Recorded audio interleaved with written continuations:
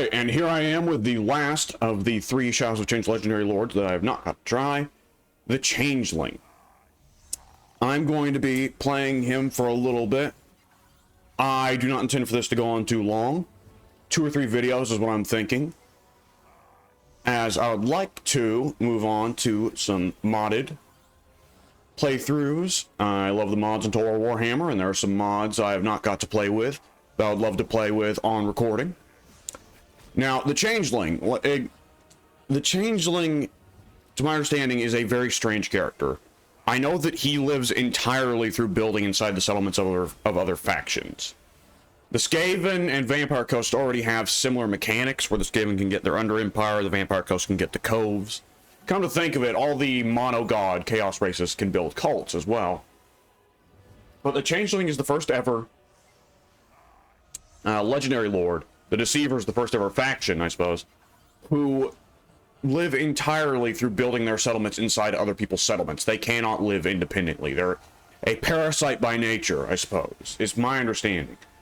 Other than that, I know the Changeling can also steal the forms of other legendary lords and heroes. I do not know how that works.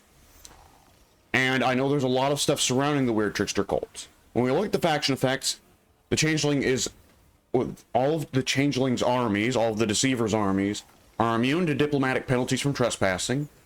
They establish trickster cults instead of occupying. They can replenish and recruit in foreign territory. And they are hidden in regions with trickster cult buildings. That last one I'm curious about. Does that mean that your units are, that all your armies are automatically just in ambush stance as long as they're in a friendly region?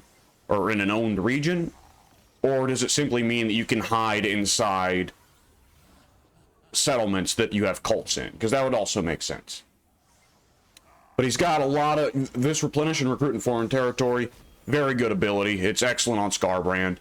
Immune to diplomatic penalties from trespassing.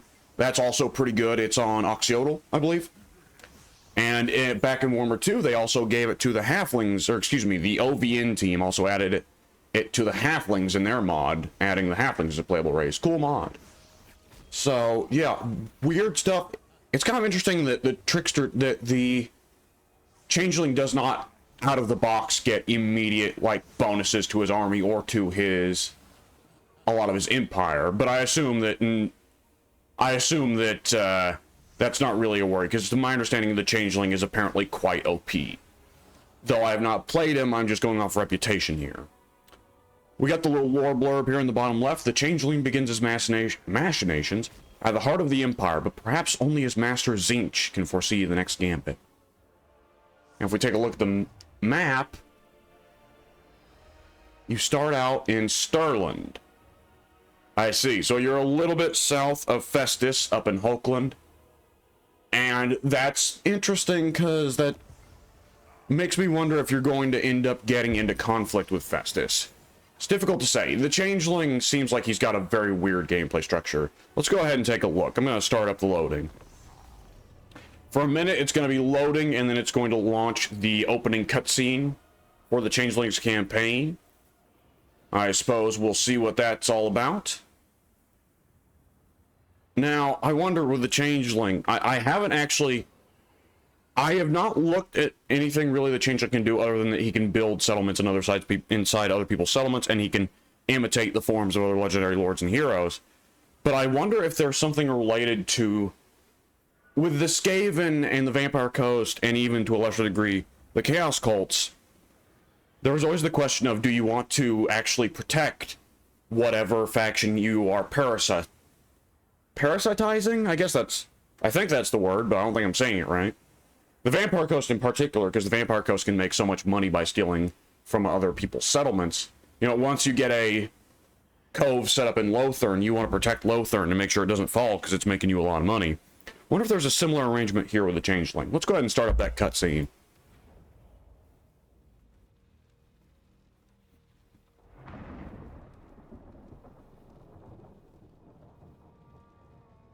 As the winds of change begin to stir, faint echoes can be heard.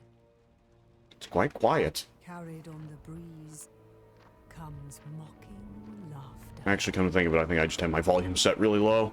Should fix that later. With a flair for mayhem and an eye for trouble.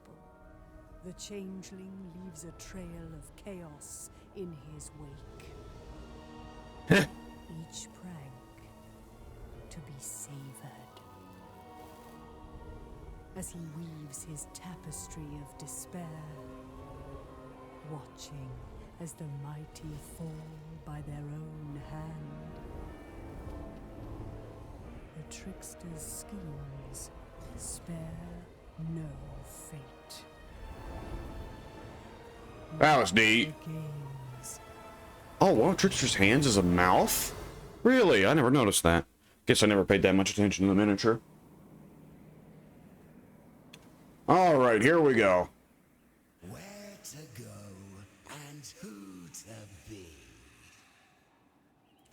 So, let's see. We start right next to, what's this? This little landmark here? Late Zigger 4. That's what I thought it was called. Okay, so the Deceivers. The Changeling thrives on sowing discord by enacting devious schemes across the world's theaters of war.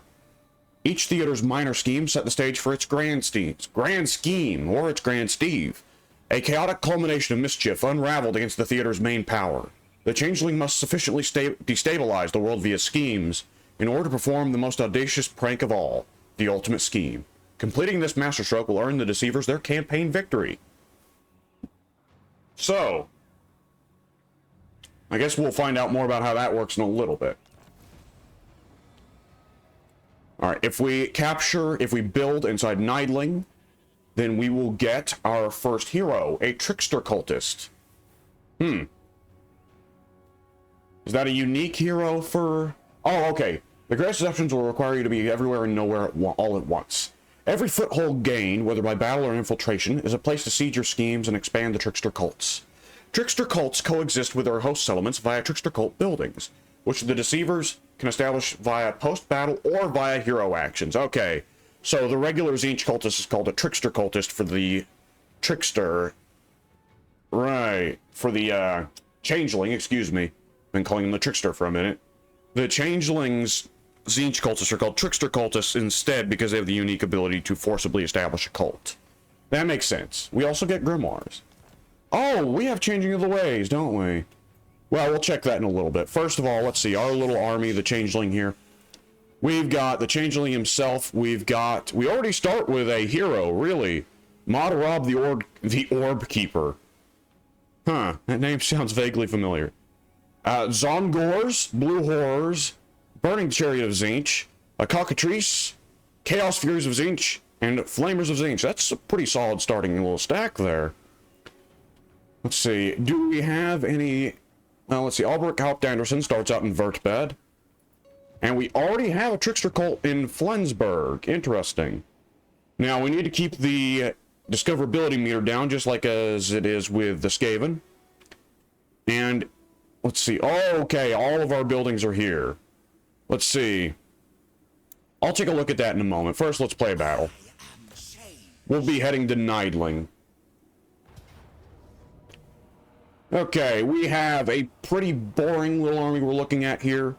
Standard old Empire 1. I'll go ahead and play it even though I don't have to. I could auto-resolve. I'll still play it just because I want to test out the new toys. Let's see. On the Changeling, we have the Blue Fire of Tzeentch and the Pink Fire of Tzeentch. And Madarab is a canister of metal who only has Searing Doom. Let's see. The Changeling, if the winds of magic are high, he gets Damage, Ward, and Stalk. That's quite nice.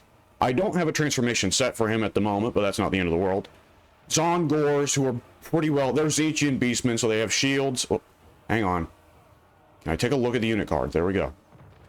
Let's see. Every time a spell gets cast, their damage goes up. Right, that's quite nice. They still have the Beastmen passive, Primal Fury, that gives them an insane charge bonus as long as they have good leadership, as well as immune psychology. So, 32 charge bonus is already fantastic charge bonus on an infantry unit.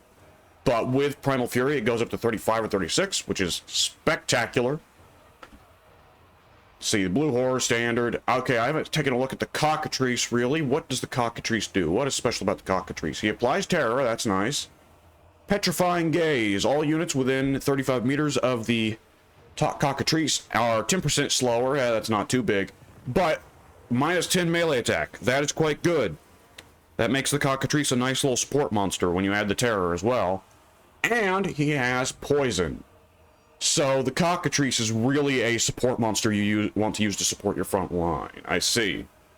Okay, now in terms of comparing our ranges, they have crossbowmen who have a range of 160, pretty far from bad. Our blue horrors only have a range of 90. Our flamers only have a range of 90. So they actually have the range advantage here, though we could use our burning chariot probably to do quite a bit of skirmishing and force them to come to us.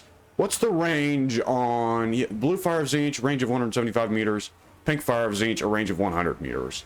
Okay, well, we're going to possibly not have the range advantage here. Let's go ahead and go for it nonetheless.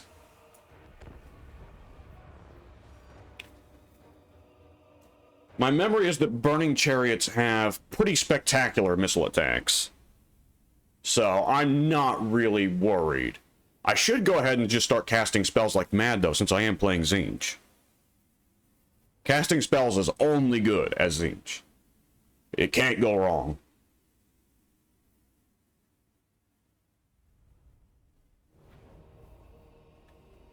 Alright, let's go ahead and we'll start deployment. I should have channeled magic. It's very Tzeentchy to channel magic. I'm already a failure to my horrible, weird, multi-headed god. Multi-faced god, really. He's only got one head, if he even has that many, usually. Let's see. The Zongors, do they have Vanguard deploy? Why, yes, they do. Then I'll be putting them right here. Alright. The rest of my forces, let's see. Let's grab our blue horrors and put them right here. The Changeling and Modirobe will stay right here. What is the movement speed of the Changeling? 50. Not too shabby. I'll put the Changeling closer to the front lines then. And the Burning Chariot of Tzeentch will also go up with the Changeling. The Cockatrice and the Chaos Furies will stay back here. They can perhaps be a bit more useful in the back lines. The Flamer will stay... Oh, Flamers. Oh, right. Is it the Exalted Flamer that you only get one of? I don't remember. Maybe they're all monstrous infantry picks. Right? Yes, they are monstrous infantry. Okay. Albeit a very missile-heavy one that does not enjoy the melee very much. Let us go ahead and start the battle. Let's see here. We're going to want to keep the Burning Chariot somewhat away from the crossbowmen, just so that the Burning Chariot sustains as little missile damage as possible. While, let's see, Blue Fire of Tzeentch is a magic missile. Let's go ahead and cast it on somebody that we find inconvenient. Whoever, doesn't really matter, honestly.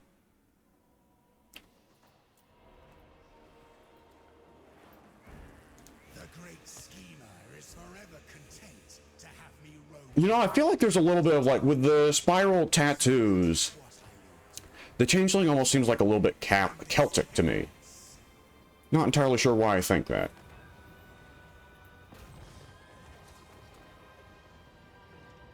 Very good. Let's see. We don't want the Changeling to get too close, so let's pull him back a little bit. Oh, this is a swamp. Oh, this is water. Okay. Let's go ahead and pull these guys back then. That way we can still use the swamp to get bonuses.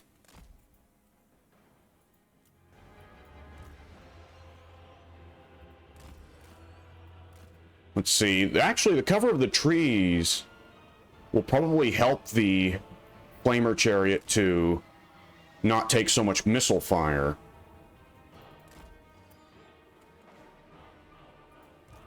They're going to focus on the Burning Chariot, I see.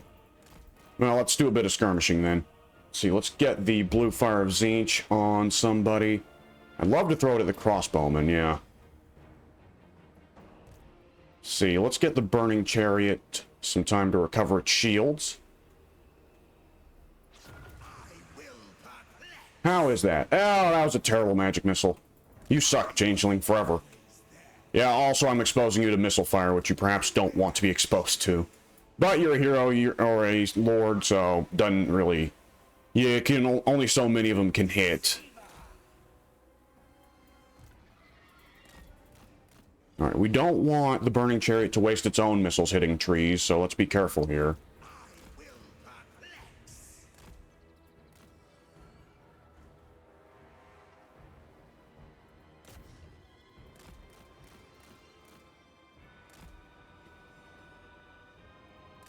Let's see, will the crossbowmen reorient themselves to try and hit me? Yes, they will.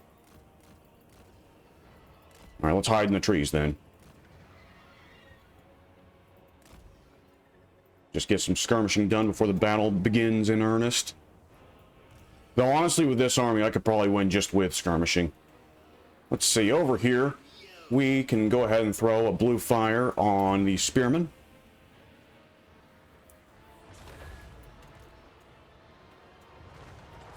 Exceptional. And let's get ourselves some recharging winds of magic, please. Let's get the Zongors into a place where they can be more useful. And let's watch as those spearmen get absolutely evaporated by my various missiles. See, the burning chariot we will send at the crossbowmen. And we will send the Zongors at the crossbowmen as well.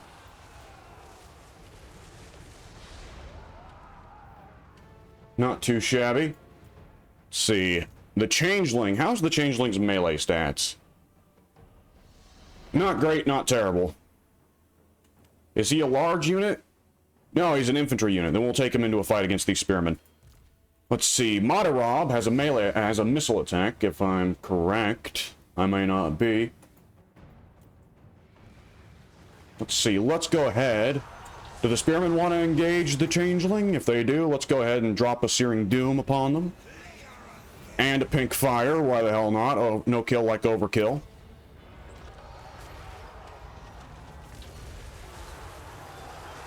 Exceptional. Let's get the Cockatrice into battle with these swordsmen. The Furies we will send after somebody. Let's see, these guys, sure. The Zongors, let's send them after these swordsmen, sure. The Burning Chariot by now is just going to be evaporating the crossbowmen. There's only one unit they have left that hasn't routed, that's good. Alright, to avoid taking friendly fire casualties, because with Tzeentch that can be a serious problem, I'm going to go ahead and end the battle. Yeah, that's Tzeentch for you. It's all or nothing. I don't have a lot of Chaos Warriors or Marauders. If I was rolling a lot of Marauders or Chaos Warriors, then Tzeentch is a little bit more consistent, a bit more playing like everybody else. But if you don't use a lot of Marauders or Warriors or Chosen, then Tzeentch is a wacky, wacky race. Really, I haven't put enough time in with Tzeentch. I haven't... Out of all the Mono God races, I've tried repeatedly to really get Kugath, and I just haven't. I think Nurgle is in store for some changes with the Throne of Decay update. But yeah, Kugath I have just not really been able to get into, but I've tried several times to make him work. And Scarbrand, I've had fun with Scarbrand, but really Tzeentch is the Chaos race I should be playing more often. They just... So much skirmishing, so much cycle charging, they really seem like my race to play. And look at those numbers, and we took no damage. Oh, it's disgusting.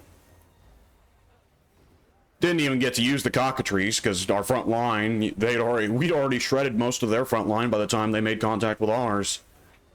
Alright, we will go ahead and take Nidling. Let's see, do we want a symbiotic or parasitic trickster cult? Right, symbiotic. You sack the settlement and establish a trickster cult with a symbiotic building to strengthen the owner. You also steal wealth and damage buildings.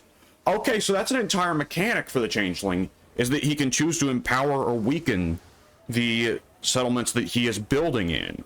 Interesting. What if I go all in on making Stirland a tremendous political power? The parasitic cult, I leech. Okay, I will establish a symbiotic trickster cult. I'll keep Stirland nice and strong. And we got Bernard von Rees. He can go ahead and establish a cult somewhere else, correct? Let's see. Use your trickster cultist to establish a trickster cult in any settlement. Tzeentch will grant a random form for the Changeling to assume. Well then, I don't want to take on Vertbad, so I'm going to send Bernard von Rees to establish a... Okay, hang on, let's wait a second. Let's take a look at what these trickster cults actually do. Because Nidling, we established a symbiotic one. Okay, so I take it these are the differences between parasitic and symbiotic. Because my symbiotic, let's see, I'm increasing the control, I'm receiving cult supplies and grimoires, and it lowers discoverability. Each one lowers discoverability further and further, though it spends tricks the cult supplies. And it causes the control to go up in the settlement. So I'd be further and further empowering Stirland. I see. Let's see, I will... There's a lot of lore here, I won't read it out loud, that would take too long. Conversely, if I had gone for parasitic, I get increased cult supplies, grimoires, and Tzeentch corruption, but discoverability goes up and control goes down. Okay, I'm curious about what the broader differences are there. While in Flensburg, let's see. Oh, is this what a military cult looks like? I see. So, our symbiotic cult, let's see. We can still build military... Wait, okay, now I'm really confused. Okay, so we can tear down... We can choose to tear down the symbiotic cult building. And Flensburg just doesn't have a symbiotic or parasitic cult building at all. Okay. Okay, so... For our military choices, we've got our standard Tzeentch buildings. This one for all the horrors and the furies. We go down this path for marauders, warriors, chosen, and marauder horsemen, spawn, Zongors, forsaken. That's a really good building. See, the more specific buildings, let's see, this is our monster building. We get the flamers, we get the flamer chariots, we get the Mulith Vortex Beast, and it's only plus 10 discoverability. That's quite nice. The specific cult building that increases our corruption and increases our cap for cultists and gives us Lords of Change. Interesting. Another, the Forges of Change. Cockatrices, chariots, knights, the War Shrine, and the Soul Grinder. Okay. Ah, I see. So the symbiotic and parasitic buildings are separate building trees. I see. That makes more sense. I am dumb. Okay. The symbiotic and parasitic trees. Okay, so there are symbiotic and parasitic buildings that are mutually exclusive, I take it.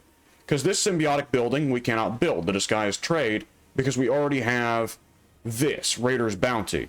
Okay, let's see. Symbiotic, our symbiotic choices. Disguised trade. A steady stream of income is easy to come by. One needs only wear the right face. Increases income for the region owner. And gives me 50% of the settlement's income. Okay, that sounds disgustingly good. And it can go up to 100% and increase the income for all their buildings for 50%. Oh my god. That sounds insane. Let's see. Bird Box, the ability to offers the ability to expand. Hang on. Okay, so Disguise Trade also lowers discoverability. That seems like an amazing building. Okay. Bird Box, we quietly spread the cult. Small chance to expand into surrounding regions. And it increases discoverability by quite a bit. Costs money. Well, as much money as we'd be making, that wouldn't be really all that. Wouldn't be the end of the world. Dark Rituals. Increase the discoverability by a lot. Oh, this is the equivalent of the Skaven's ability to build nukes. I see. And when we finish that building, it spawns an army instantly and destroys the cult. I've just now noticed, by the way, that Changeling does not get access to the manifestations of chaos or whatever mechanic that the base 4 monogod lords do. I hope that's a trend that keeps for the DLC legendary lords. I'd like that for the base game legendary lords to not be made obsolete. And also they need to make the manifestations chaos better because they kind of suck in the base game. Anyways, let's see. Court of Whispers increases winds of magic strength and improves diplomatic relations with settlement owner over time. Really? That sounds quite good. Now, parasitic, let's see. We have Raider's Bounty, which just provides... It nerfs the settlement's money and increases discoverability, increases corruption, and just gives me a flat amount of money. So that's really... Really, you want to build symbiotic cults in the better settlements of a faction, the major settlements, and you want to build parasitic cults in the minor settlements, I would have to guess. There is more of it. We get a better cult spreading building from the parasitic side, okay. Oh, what? Occult Confluence increases all Chaos Corruption types. And then what? An army of demonic rebels hostile to everyone will arrive through a rift upon building completion. That doesn't seem very good, but that is funny. Let's see. Wait a second. Okay, the Tzeentch summoning... Okay, does that only destroy that building, but you get to keep your hold over that settlement? That sounds quite nice. Alright, let's see. Alternatively, we can build a temple that increases diplomatic relations with all the other Chaos factions. But it also increases discoverability and costs money. Which provides casualty replenishment rate. It does seem quite nice in many ways. And then there's the Halls of Despoiling, where we... Whoa. Okay, so you... make a bunch... Just cash out the cult, I see. For a big old chunk of money. You know, I don't see how that'd be more worthwhile than a dedicated, slower stream of money. For now, let's keep to the symbiotic stuff. Let's see. Probably what I'm going to want to do... Well, let's say if I really invest in Stirland as a project I'm going to go for. Let's establish another symbiotic cult in Vertbad. Will that will that kill Bernard von Rees? I'm willing to bet it does. Yes, it does. We've unlocked the ability to change it to Zarina Katarn. Do we get all of her spells or only just a few? That's curious. Okay, let's see. Okay, here we can change what legendary lord we turn into, and we have access to all the legendary lords and heroes. I believe that several modders have also gone to the trouble of adding their modded characters to this list as well, so that could be potentially crazy. And I've noticed the Red Duke is on the list, which I find funny. Let's go ahead and let's see. Let's go with, Katarn for now. Zoom for battle. There we go. And our skills, let's see. Route Marcher first, as always. I'll take a look at what else he can do later. And Moderob did not get a level up, which he didn't do much in that battle, so that makes sense. Let us see. In Vertbad, we've already established... Oh, I see. The Trickster Cultist already starts out immediately some excellent symbiotic buildings. So, already, we've got a Parliament of Lies, massively increasing our diplomatic relations with Albrecht Haupt Anderson. And a Mercantile Illusion providing us much more money from Vertbad's own supply.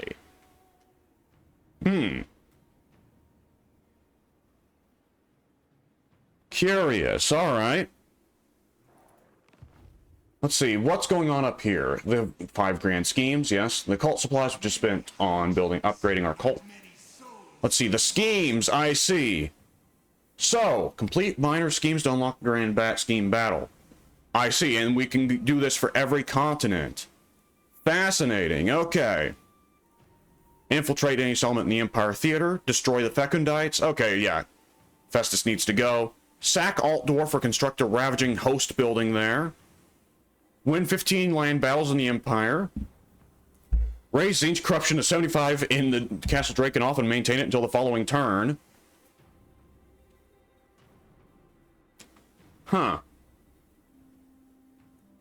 Win 12 battles against the dwarfs. And then have the grand scheme. I see. Okay, so we want to kill Festus. I see. I was wondering about that. Tzeentch and Nurgle fighting over the same region. Makes sense to me.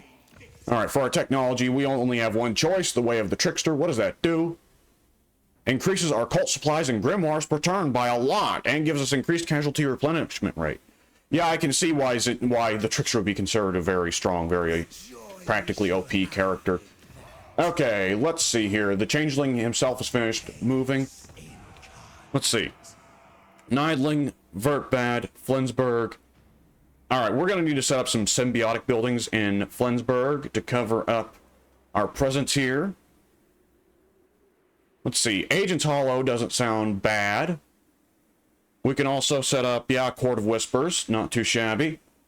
We can also, let's see. Does it cost cult supplies to build military buildings? Yes, it does. Okay. Well, we could use more military buildings. Certainly. I'd like to have access to pink horrors, so I'll upgrade that, and it's not going to make our discoverability go up. And we'll also put a symbiotic building here. We will spend the money for... We want a Court of Whispers, or do we want increased control? I like the idea of getting more cult supplies and grimoires, so let's set up an Agent's Hollow, sure. And we don't have... Oh, we do have more cult supplies to spend. Let's go ahead and put a military building in Vertbad. The only one we can set up is the horror one, which we've already got the stuff for. Oh, we can build more parasitic and symbiotic stuff here. I see. Now, let's see. We're probably going to want to set up... Let's set up a... In Nidling, let's go ahead and set up another parasitic... Yeah, here we go. Raider's Bounty. And that is looking quite good. We also have grimoires to spend on the Changing of the Ways. Do we spend the grimoires on techs as well? Let's see, we spend trickster cults. Oh, we can spend trickster cultists on some techs, and we spend grimoires on others. I see. We can make changes to the Winds of Magic. We can make changes to the Changing of Ways. Well, let's see, what Changing of the Ways do we have access to from the jump? Spread Corruption. What does that do? We would spend 125 to just, I guess, instantly corrupt the hell out of Stirland, but... Pass. I don't really feel like corrupting up the place, at least not right now. And we don't have the ability to change the way the Winds of Magic are flowing either, do we? Let's see, if I wanted peace with Hallberg Halpt Anderson, right now he hates me very much, so that's not a possibility. However, it still gives me time to hop on down to the Moot and take a cult there. But I want to deal with Festus before he gets too overgrown either. At the same time, if I handle the vampire counts, then that would give Gelt and Karl Franz the ability to better handle Festus, wouldn't they? Well, Gelt's more likely to just focus on Vlad and not deal with Festus. So I'm probably safe to... I don't know. Guess I'd have to play by ear. Gotta say, so far, though, this seems like a very cool, though understandably very OP and kind of broken campaign. Though, sometimes those are the most fun.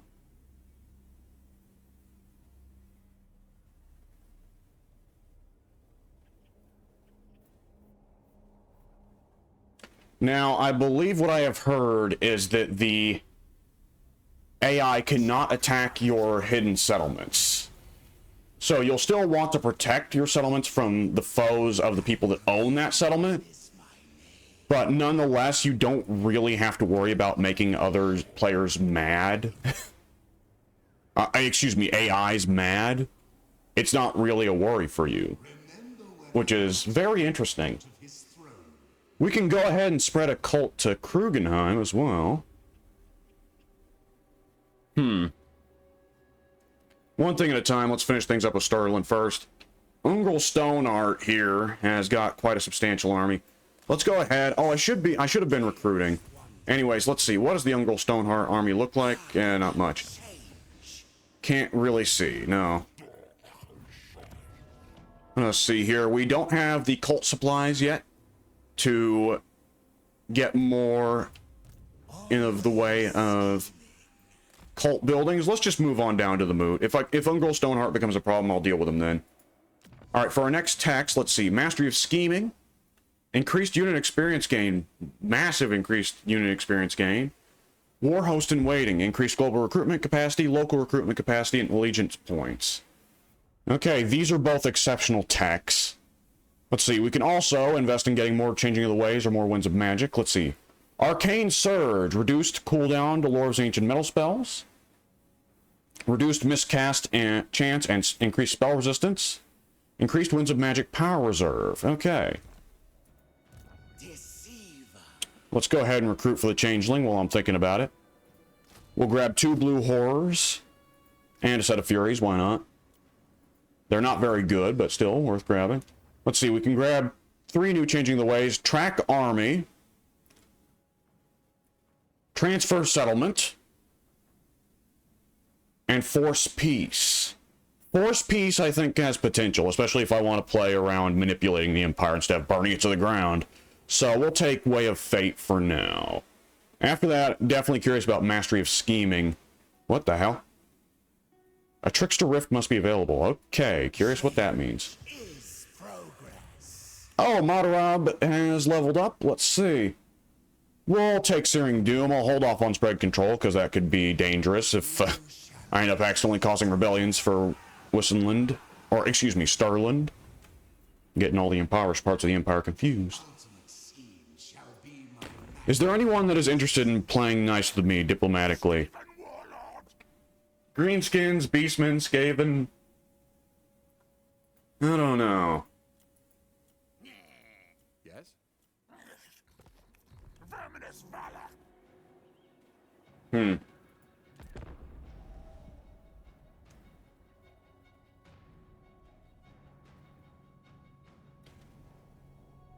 Probably what I'm going to want to do, especially right now in the early game where most of the races aren't making much money, is I'll want to put another symbiotic one in the moot.